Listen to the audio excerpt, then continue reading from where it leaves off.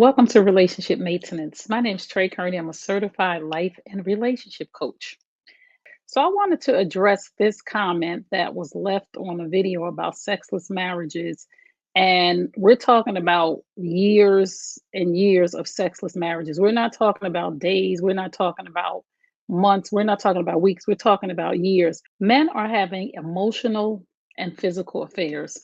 An emotional affair is much more detrimental to your marriage than a physical affair because physical affairs are usually there just to meet a need in the moment.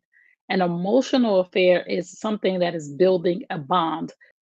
If you are neglecting your husband emotionally or physically, you are responsible for his cheating.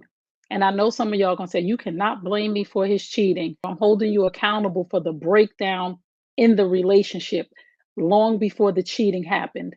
Men are not just out here having emotional and physical affairs. A need is not being met in the home. And I'm not saying all men. I know that there are some men who just don't have self control. But if you married a man and you married a decent man and he's now out having an emotional or a physical affair, there is a breakdown in that relationship long before he gets to the point of even considering. So, again, I'm saying if your husband is having an emotional or a physical affair and you've been neglecting him emotionally or physically for a long period of time, if you have checked out of that relationship and he has voiced his concerns to you and you have not tried to rectify the situation, you are responsible for his cheating.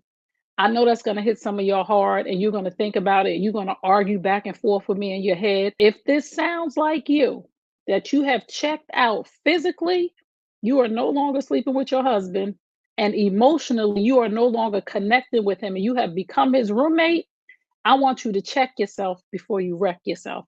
You have to stay connected and involved in your marriage with your husband, or he will go out and seek what he needs. Let me just tell you this: desperate people do desperate things.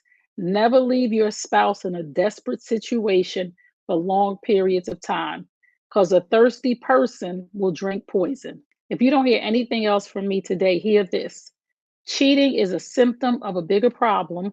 Desperate people do desperate things. When you decided to say yes to that ring and walk down that aisle and get married to that man, you decided that pleasing him was your obligation in the bedroom. It is your obligation. It is your duty. It is part of your wifely duty to fulfill your husband's needs. And if you don't feel that way, then you no longer want to be married. Here's a question for you. If you are no longer sleeping with your husband and you are no longer emotionally connected to him and you have become his roommate, what do you think is going to happen? That's a real question. I want you to answer in the comments. If this was helpful to you, please hit the subscribe button. Don't forget to hit the little bell to get the notifications when new content comes out. And I'll see you soon. Bye.